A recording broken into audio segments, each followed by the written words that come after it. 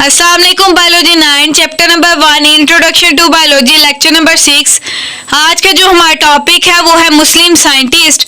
इसमें हमने पढ़ना है कि हिस्ट्री में जो हमारे पास साइंटिस्ट थे उन्होंने किस तरीके से साइंस को उजागर किया है और हर साइंसदान ने अपना रोल परफॉर्म किया है साइंस को प्रमोट करने में, जिसकी बेस पे आज साइंस इतनी एडवांस है कि इसका इल्म बढ़ता जा रहा है। ऐसे तो हमारे पास बहुत से मुसलमान साइंसदान हैं, लेकिन हमारी बुक में 3 ऐसे साइंटिस्ट हैं जिनके काम को प्रमोट किया गया है, बताया गया है। तो वो हमारे पास कौन कौन से साइंटिस्ट हैं? जाबिर बिन हयान, अब्दुल मलिक अस्माई और अबू अली सीना। इस टॉपिक में पढ़ना है। सबसे पहले हम इन साइंसदानों का तारुफ पढ़ेंगे, उसके बाद हम इनके काम को पढ़ेंगे, फिर हम इनकी जो लिखी हुई किताबें हैं उनके बारे में पढ़ते हैं। तो अब हम इसका टॉपिक स्टार्ट करते हैं। मुस्लिम scientist have made great contributions to the study of science, and we are aware of their success in different fields of science.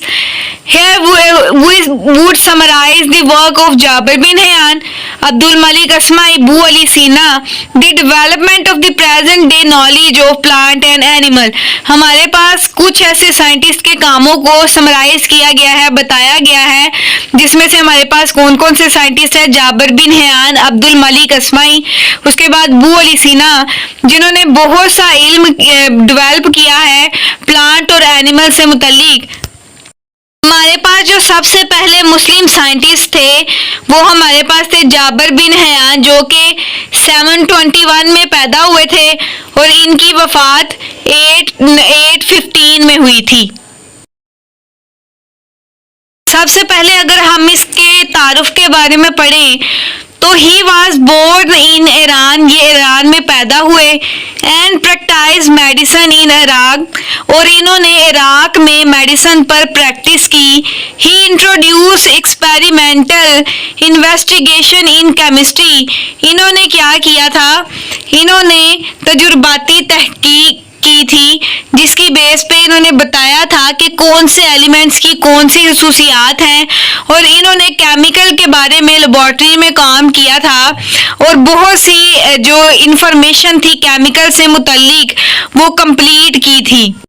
इनको केमिस्ट भी कहा जाता था क्योंकि इन्होंने तजुर्बाती तहकीक की थी केमिकल से मुतल्लिक, कंपाउंड से मुतल्लिक, और इन्होंने क्योंकि केमिकल के बारे में हम केमिस्ट्री में पढ़ते हैं, इन्होंने केमिस्ट्री के बारे में पढ़ा था, इसलिए इनको केमिस्ट भी कहा जाता है। उसके बाद हम इनकी किताबों के बारे में बात कर लेते हैं।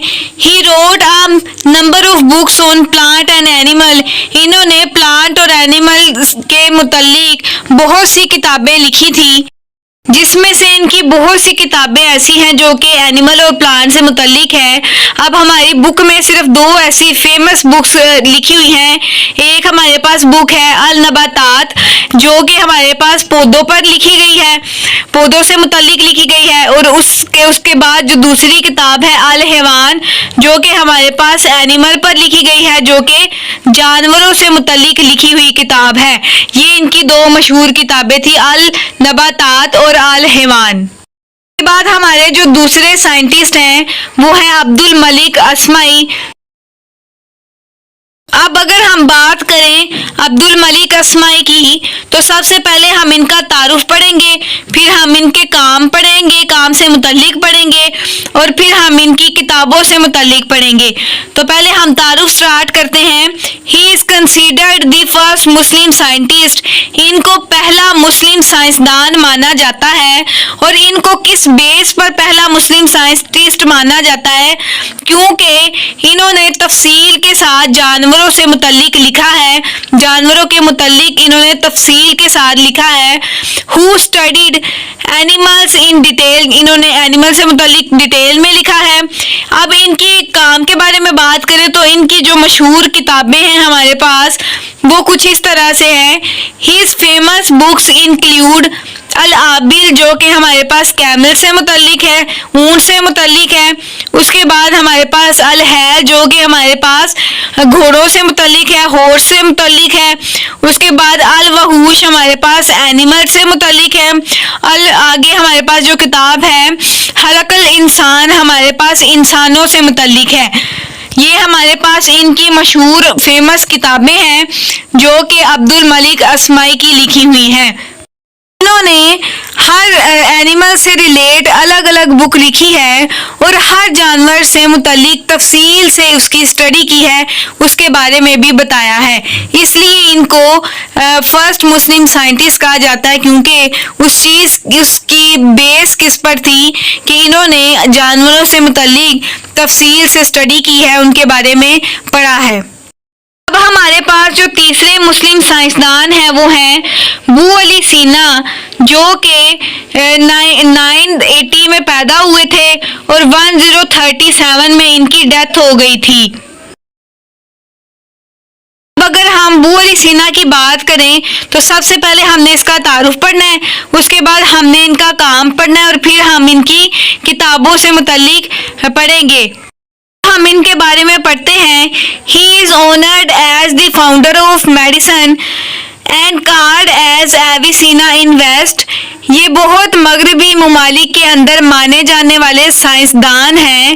ان کو فاؤنڈر آف میڈیسن کہا جاتا ہے اور ان کو مغربی ممالک میں لقب دیا، کون سا لقب دیا تھا؟ ایویسینا کا، ان دی ویسٹ میں، مغرب میں.